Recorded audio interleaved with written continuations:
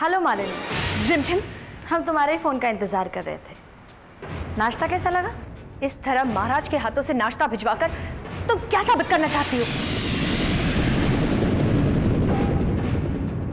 यही मालिनी, देखो ना, अविनाश आज भी हमारे हाथ के बने खाने का स्वाद नहीं भूले। और दूसरी बात ये कि हमसे मिलने वाली हार का स्वाद ये भी तुम नहीं भूल पाओगे।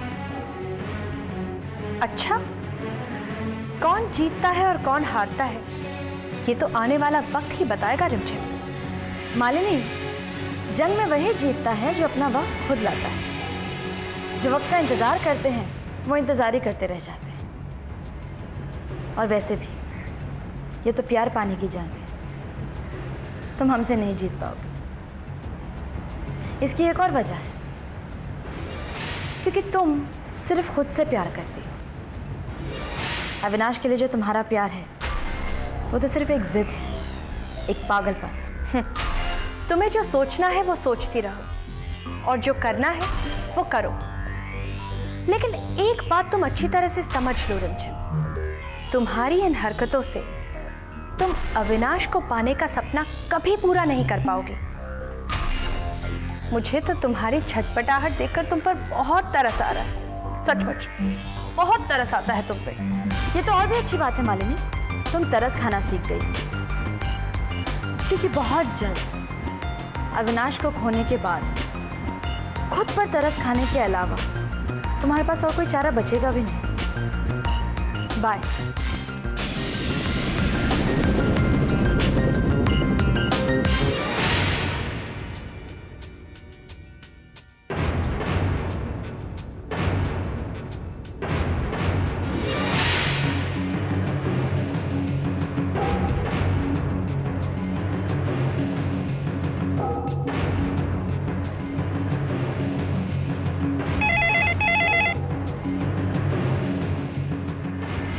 हेलो चाचा जी, मुझे माँ जी से बात करनी है। क्या बात?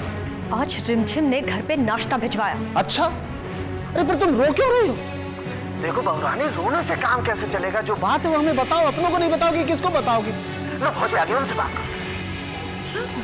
मालिनी का फोन है, रोए चली जा रही है। अविनाश या मेघा को तो कुछ नहीं पता। नहीं भाजी, आप बात कीजिए ना, हमें तो कुछ बता ही नहीं रही। हेलो, क्या हुआ बेटा? अरे बेटा, तुम रो क्यों रही हो? बताओ तो सही, हुआ क्या? मैं हार गई हूँ माँ जी, मैं हार गई हूँ। उस घर से निकलते वक्त मैंने आपसे वादा किया था कि किसी भी हाल में अविनाश को अपने घर वापस जरूर ले आऊंगी, क्योंकि उस वक्त मुझे अपने आप पर, अपनी सच्चाई पर पूरा यकीन था। लेकिन अब मैं हिम्मत खो चुकी हूँ। इसीलिए मैं आपसे इतना ही कहना चाहती हूँ कि अब मैं अविनाश को अपने घर वापस कभी नहीं ला पाऊंगी। ऐसा मत कहो बेटा, हुआ क्या है ये तो मुझे बताओ। माँ जी, वो रिमझिम। क्या? वो लड़की, उसने क्या किया? आज रिमझिम ने महाराज के हाथों यहाँ पर नाश्ता भिजवाया। महाराज के सामने तो अविनाश ने चुपचाप नाश्ता खा लिया, लेकिन उनके जाने के बाद वो बहुत नाराज हुए। कहने लगे क्या जितने सालों बाद उन्हें हमारी याद आई, हमारे घर में नाश्ता नहीं बनता है क्या? माँ जी, मैं कब से अविनाश को समझाने की कोशिश कर रही थी कि घर वापस चलते हैं, लेकिन अब इन हरकतों से वो और नाराज हो गए। इसीलिए कह रही हूँ, मैं अपना वादा पूरा नहीं कर पाऊंगी। कुछ नहीं होगा बेटा, तुम चिंता मत करो। और वो लड़की, उसको तो मैं संभाल